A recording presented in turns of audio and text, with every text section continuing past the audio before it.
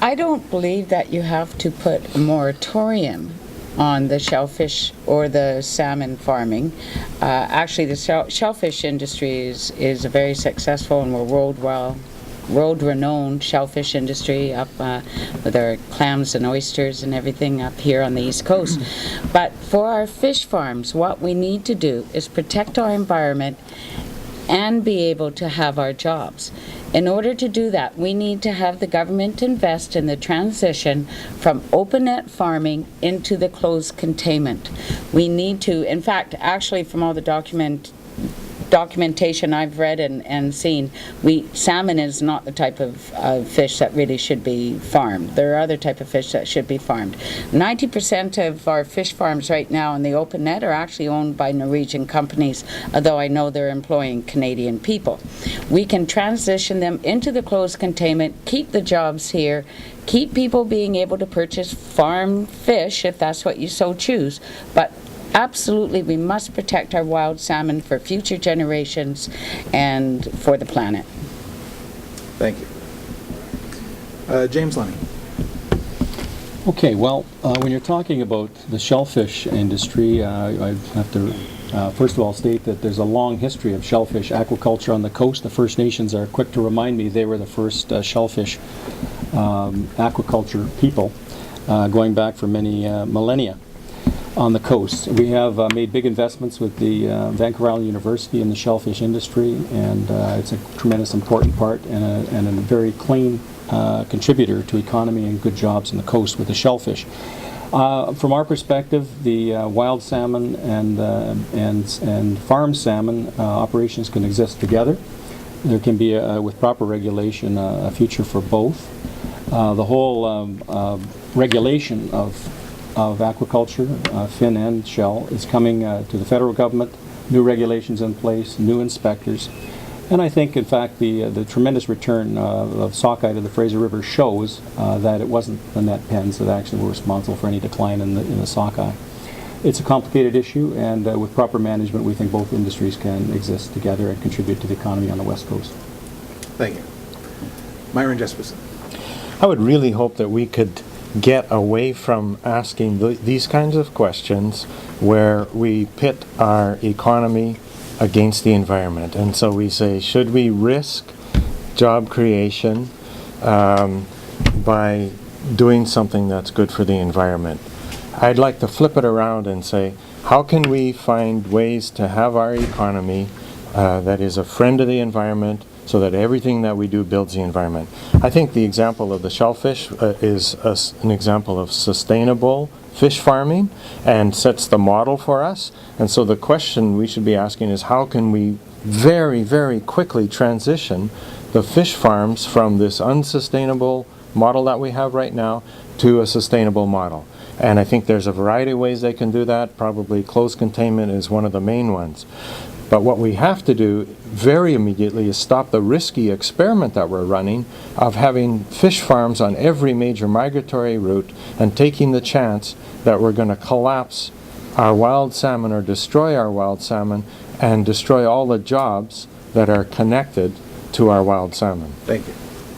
Renee Miller. An excellent question, and I believe the question was, would the Liberal Party support a moratorium on salmon farming? The question exactly is, should we risk job creation on Vancouver Island by putting a moratorium on both shellfish and salmon farming? And the Liberal Party doesn't at all support a moratorium on salmon farming. Absolutely, we can farm salmon in a more sustainable way by moving the net farms inland. But a moratorium on salmon farming is not at all the answer. The jobs created alone in farmed salmon is an important part of our economy, and we need farmed salmon in order to protect our wild salmon stocks. We don't have enough wild salmon to feed everyone, and fish farming and salmon farming in particular exists in response to consumer demand.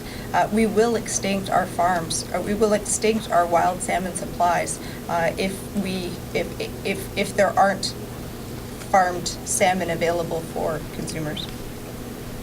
Thank you. Our final question goes to James Lunny. Should it be a priority to provide the millions in infrastructure funding the Island Corridor Foundation needs to maintain and upgrade the ENN line? Well, this is a very important piece of infrastructure on Vancouver Island. It goes back to Confederation. We're talking about 125 years of history of uninterrupted rail on Vancouver Island.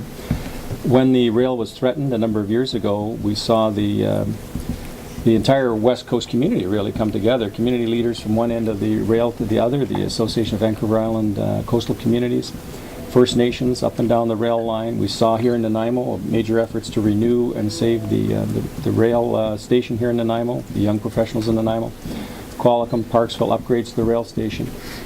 What is needed is certainly needs that $15 million investment now. I think they finally come up with a plan that is a workable plan. I think what is going to be necessary, because I hear the provinces, we're certainly not going to get federal funds to match it's something that the province isn't going to express an interest. I think that these communities together could come together to leverage the $5 million towards saving that first piece. It's necessary now, and we can. I think there'd be a great opportunity to get the province to go along with that, and that will make it much easier to leverage the federal funds to secure this primary piece of go-ahead money that's going to help secure the infrastructure, get the rail located here in Nanaimo moving the way that can be sustainable and can actually get a better traffic flow going. And I think finally, the spill on the Malahat recently is a good argument as to why we want more toxic materials and commercial traffic off of our highways so that we can have safer transport. And I think I'm still committed to a future of rail in Vancouver Island that's getting perilously close. And I think with the right initiatives now and everybody pulling together, we can still save the rail and have a future for rail in Vancouver Island. Thank you. Myron Jesperson. I think I've found something that I can agree with James Lunny on. We need to get that rail back up and running. We need to put the investment into it. The question I would ask is how come with all of the stimulus spending that we had, we didn't have that investment into the rail? Why did we only wake up when the train stopped running? And by the way, was I dreaming just a minute ago, or did a train go by? I thought I heard a train go by. Maybe I'm dreaming. I think that this is an asset that we have to preserve. We have to preserve it because it can provide us a service now, but it also provides us options for future transportation.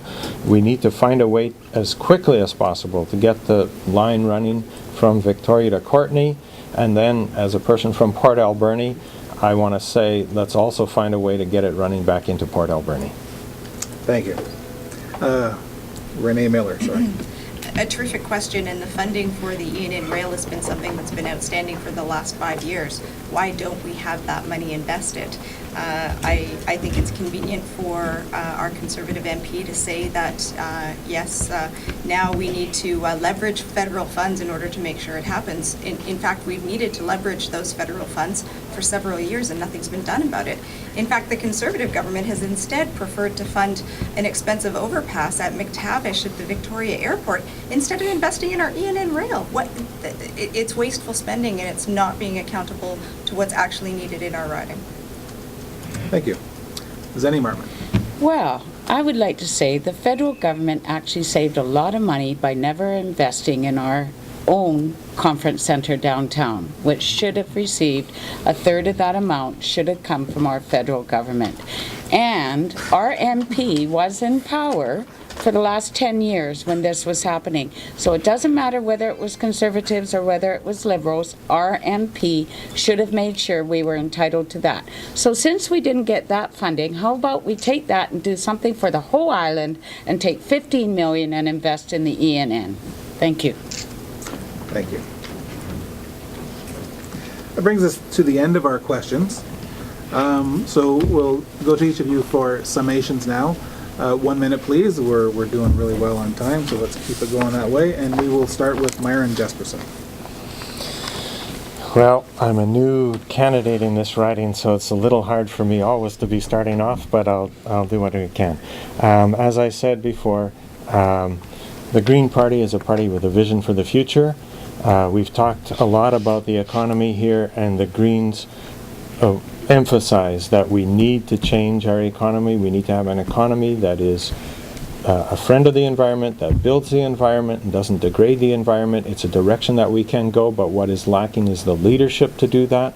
And so we ask for a vote for the Greens to say, yes, you're on the right track, to tell the other parties that, yes, this is the direction we want to go. This is the direction of the future. It's why I'm a candidate in this election. It's why I ask voters to vote Green on May 2nd. Thank you. Thank you. Renee Miller. Thank you. In my conversations with voters across our riding, there are 4 clear themes that have emerged. The first is please fight hard to preserve our universal health care. The second is to help families. Help for those who are struggling to look after sick family members. Help for parents who are wondering how they will afford the cost of post-secondary education. And financial security for our seniors. The third is a constant plea to put ordinary Canadians' needs ahead of corporate tax cuts, jails, and jets. And above all, people are telling me, please bring back this riding's credibility in Ottawa. I tell them a Liberal government will defend healthcare. We will work with the provinces immediately on healthcare funding and reform. We will cancel corporate tax cuts and new jails. And we will put ordinary Canadians where they belong, at the front of the line. We will improve EI and provide tax credits to families with sick loved ones. We will help families by funding young people who wish to go on to higher education, and we will expand home care, all without raising your taxes. And along with this, I pledge, I will listen to you, I will answer your telephone calls, I will respond to your emails, I will gladly meet with you, and I will work tirelessly on your behalf. Thank you. Thank you. Zenny Martman. The Nanaimo-Alberni riding is my home, and since the last election for 2.5 years, I've been working with all the grassroots organizations throughout our communities. We need a new direction and a new vision for the future. Leadership you can trust to be open and honest with you. A government that protects and honors democracy, and a government that puts your family first. After decades of economic growth, Canada is one of the world's wealthiest countries, but the prosperity gap widens, and it's the privileged few who are getting wealthier. We need to defend jobs and resource-based industries such as forestry and fishing. We need to support small businesses as well as preparing Canada to compete in tomorrow's job-rich green economy.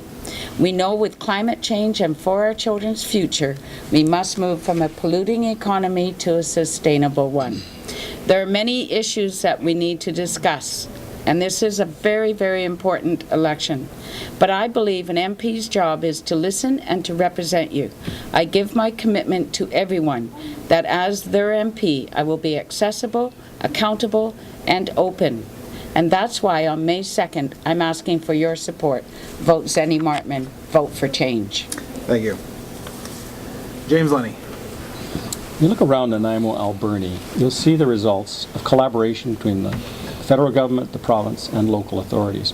See the Harmac and the Catalyst mills retooling with energy efficiencies to be competitive in the economy of tomorrow. You see the cruise ship terminal. You see Nanaimo Airport expansion, Vancouver Island University expanding the Cowichan campus, and the Deep Bay Research Facility. You see recreational infrastructure renewed here at Bettman Park, in Oceanside, and also in Port Alberni. You see major investments driving the economy of tomorrow. We have a plan to stabilize our economy and to create jobs. It's a low-tax plan. We have a plan to balance our budget by 2014-2015. There are measures for seniors. There are measures for volunteer firefighters, measures to get doctors and nurses into our rural areas. There is only one candidate in Nanaimo-Alberni who has the experience, who knows the job, and who has staff in place. I'm asking voters to choose stability for Canada, and for Nanaimo-Alberni to choose a candidate who knows the job, choose experience. Thank you.